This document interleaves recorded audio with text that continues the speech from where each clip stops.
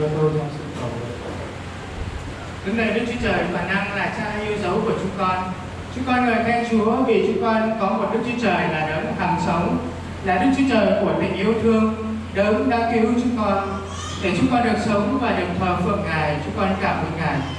Chúa ơi, buổi tối ngày hôm nay, chúng con dâng lời tạ ơn Chúa vì Ngài đã đưa dắt chúng con cùng trở lại trước ngôi đền thánh của Ngài, để chúng con cùng chung nhau lớn tiếng và dâng lời ngợi khen tôn vinh Ngài.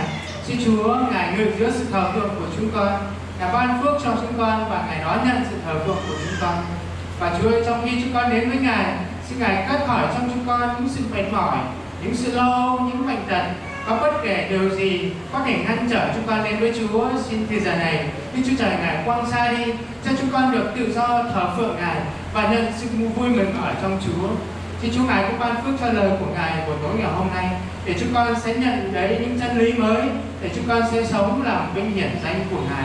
Chúng con cảm ơn Chúa. Chúng con xin dâng thì giờ thờ phượng của chúng con buổi tối ngày hôm nay trong sự bảo vệ, dẫn dắt và ban phước của Chúa.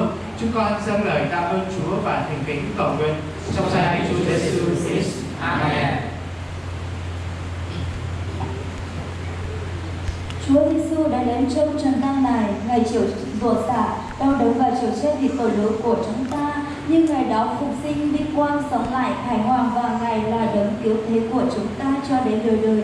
Chúng ta hãy cùng xác quyết với Ngài rằng chúng ta sẽ tôn vinh Ngài cho đến mãi mãi.